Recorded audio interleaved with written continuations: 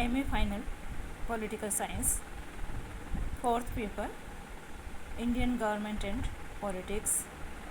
मित्रों, भारतीय शासन एवं राजनीति विज्ञान का एक प्रश्न पत्र है जो बीकानेर विश्वविद्यालय के MA उत्तरार्ध के पाठ्यक्रम में शामिल है। आज इसी प्रश्न पत्र के यानी भारतीय शासन एवं राजनीति के एक टॉपिक को हम पढ़ रहे हैं जो है संविधान के मूल ढांचे या आधारभूत सिद्धांत की धारणा। संविधान के मूल ढांचे की धारणा का आशय यह है कि संविधान की कुछ व्यवस्थाएं अन्य व्यवस्थाओं की तुलना में अधिक महत्वपूर्ण है। मित्रों, संविधान की कुछ व्यवस्थाएं अन्य व्यवस्थाओं की तुलना में अधिक महत्वपूर्ण है। वे संविधान के मूल ढांचे के समान है और समस्त संवैधानिक व्यवस्था उन पर ही आधारित है। यह है मूल ढांचे की धारणा का आशय या अभिप्राय या तात्पर्य। संविधान के मूल ढांचे की धारणा का जो तात्पर्य है वो ये है कि संविधान की कुछ व्यवस्थाएं, संविधान में बहुत सारी व्यवस्थाएं हैं, तो कुछ व्यवस्थाएं जो है अन्य व्यवस्थाओं की तुलना में अधिक महत्वपूर्ण है। वे संविधान के मूल ढांचे के समान है और समस्त संवैधानिक व्यवस्था उन पर ही आधारित है। सर्वप्रथम इस धारणा का जो प्रतिपादन है वो सर्वोच्च न्यायालय के द्वारा किया गया। सर्वोच्च न्यायालय के द्वारा 24 अप्रैल 1973 को मौलिक अधिकारों से संबंधित एक विवाद जो उनके सामने था, विवाद का नाम था केशवानंद भारती बनाम केरल राज्य, उस पर निर्णय देते हुए किया गया।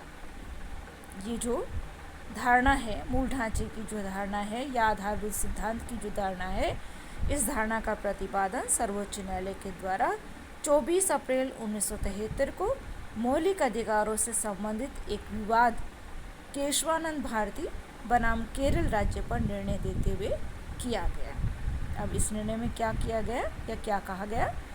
तो इस निर्णय में सर्वोच्च न्यायालय ने कहा, सुप्रीम कोर्ट ने कहा कि संसद मौलिक अधिकारों को संशोधित या सीमित कर सकती है, किंतु संविधान के अनुच्छेद 368 से संसद को संविधान के मूल ढांचे में परिवर्तन का अधिकार प्राप्त नहीं होता।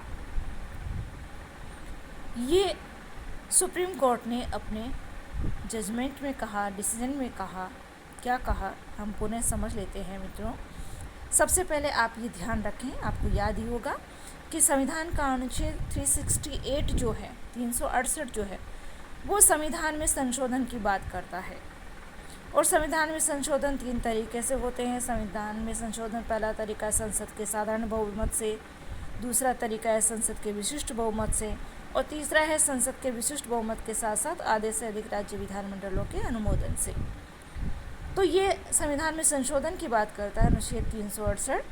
तो यहाँ पर सुप्रीम कोर्ट ने कहा कि संसद क्या कर सकती है, मौलिक अधिकारों को संशोधित कर सकती है, परिवर्तित कर सकती है, कम ज़्यादा कर सकती है, सीमित कर सकती है, किंतु वो इसे संविधान से पूरी तरह से हटा नहीं सकती, क्योंकि अनुच्छेद 368 से संविधान को अनुच्छेद 368 से संसद को संविधान के मूल ढांचे में परिवर्तन का अधिकार प्राप्त नहीं होता। इट मीन ये जो मूल अधिकार है ये संविधान के मूल ढांचे में सम्मिलित माने गए हैं। ये 24 अप्रैल 1973 का डिसीजन था, सुप्रीम कोर्ट का था। किस मुकदमे से संबंधित था? केशवानंद भारती बनाम केरल राज्य। इसी तरह से मित्रों, मिनर्वा मिल्स तथा अन्य बनाम भारत सरकार, मई 1980 का एक विवाद भी आया।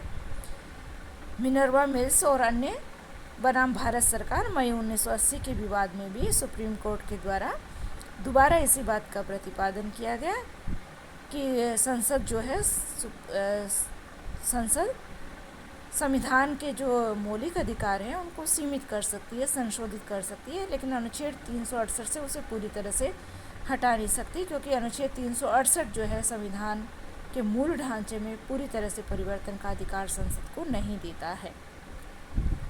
इसके अतिरिक्त क्या हुआ? 1975-76 की राजनीतिक स्थिति के आधार पर यह अनुभव किया गया कि शासक वर्ग संसद पर अनुचित प्रभाव और नियंत्रण स्थापित करके संसद की सर्वोच्चता के नाम पर संविधान को अपने खिलवाड़ का साधन बना सकता है।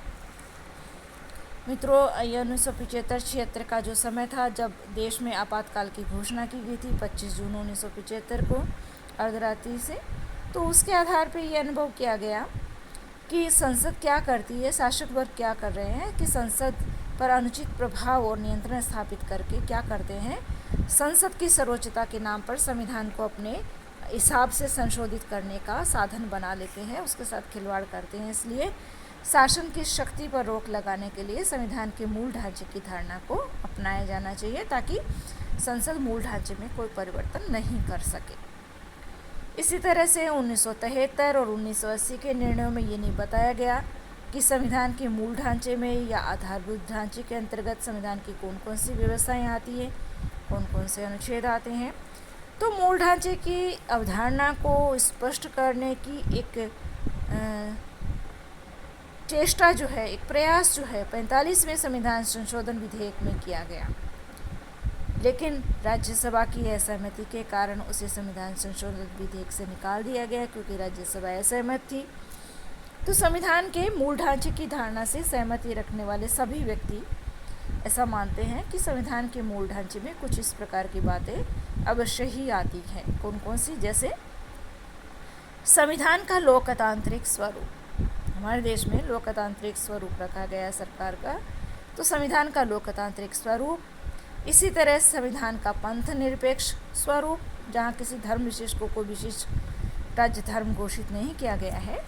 इसी तरह से नागरिकों के मूल अधिकार व स्वतंत्रताएं, ये भी मूल ढांचे में या आधारभूत सिद्धांत में सम्मिलित माने हैं बहुत से विचारकों ने।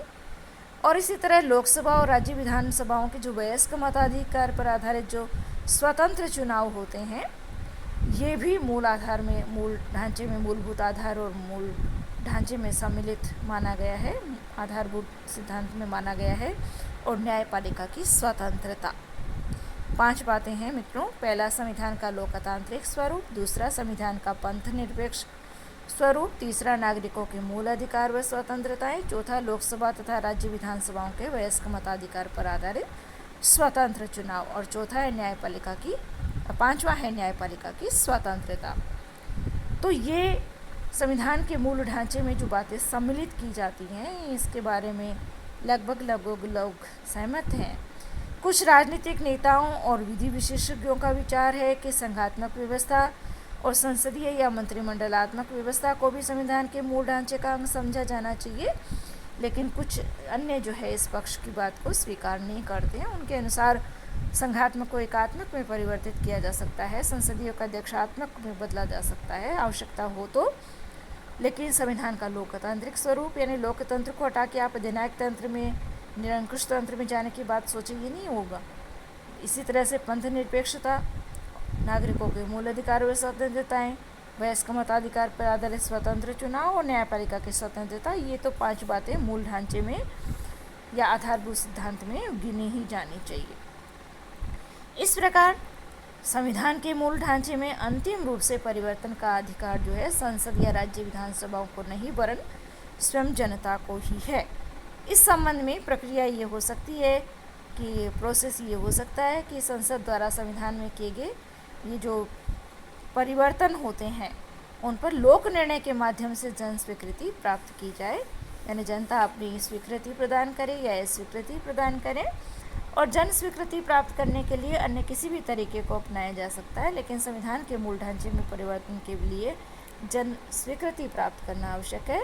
इसी कारण इस विचार को जन सर्वोच्चता या जन संप्रभुता की धारणा का नाम भी दिया जा सकता है। तो मित्रों, मैं आपको ये भी बताना चाहूँगी कि केशवानंद भारती का जो मामला था उसमें प्रतिपादित जो बेसिक स्ट्रक्चर की जो बात की गई, मूल ढांचे की या आधारभूत सिद्धांत की जो बात की गई है, उस सिद्धांत को अनेक निर्णयों में लागू भी किया गया। जैसे इंदिरा गांधी बनाम राजनारायण का जो 1975 का जो मामला था, उसमें न्यायमूर्ति चंद्रचूड़ ने संविधान की मूल संरचना का जो मूल तत्व है वो इस प्रकार से बताया। पहला, भारत का संपूर्ण प्रभुत्व संपन्न लोकतंत्रात्मक गणराज्य का स्वरूप। दूसरा, उन्होंने बताया प्रतिष्ठा तथा अवसर की समानता। तीसरा पंथ निरपेक्षता और अंतःकरण की स्वतंत्रता एवं चौथा विधि का शासन। इन 4 बातों को न्यायमूर्ति चंद्रचूड़ ने मूल संरचना में, मूल ढांचे में यानी बेसिक स्ट्रक्चर में बताया कि ये 4 चीज़ें सम्मिलित है। स्पष्ट किया उन्होंने कि बेसिक स्ट्रक्चर में क्या क्या व्यवस्थाएं सम्मिलित हैं। इसी तरह से मिनर्वा मिल्स का 1980 का जो मामला था, उसमें संविधान के मूल तत्वों की सूची में संसद की संशोधन की शक्तियों, न्यायिक पुनरीक्षा और मूल अधिकारों एवं निदेशक तत्वों के बीच संतुलन को भी जोड़ दिया गया कि ये भी मूल ढांचे में सम्मिलित है। और इसी प्रकार से SR बोमई बनाम भारत संघ का 1994 का जो मामला था, उसमें मध्य प्रदेश, हिमाचल प्रदेश और राजस्थान की जो भाजपा सरकारों की बर्खास्तगी का मामला है, उसको लेकर के उच्चतम न्यायालय ने जो निर्णय दिया, उसमें न्यायमूर्ति जीवन रेड्डी और रामास्वामी ने ये विचार दोहराया कि संघवाद जो है संविधान के विशेष लक्षणों में है, यानी संघवाद को भी उन्होंने सम्मिलित किया। न्यायमूर्ति रामास्वामी के अनुसार लोकतांत्रिक शासन व्यवस्था, संघीय ढांचा, राष्ट्र की एकता और अखंडता, पंथ निरपेक्षता, समाजवाद, सामाजिक न्याय और न्यायिक पुनरीक्षण ये संविधान के मूल लक्षणों में सम्मिलित है। तो इस प्रकार से संविधान के मूल ढांचे या आधारभूत सिद्धांत की धारणा का तात्पर्य है कि संविधान की कुछ व्यवस्थाएं अन्य व्यवस्थाओं की तुलना में अधिक महत्वपूर्ण है, वे संविधान के मूल ढांचे के समान है और समस्त संवैधानिक व्यवस्था उन पर ही आधारित है। आज के लिए इतना ही, धन्यवाद।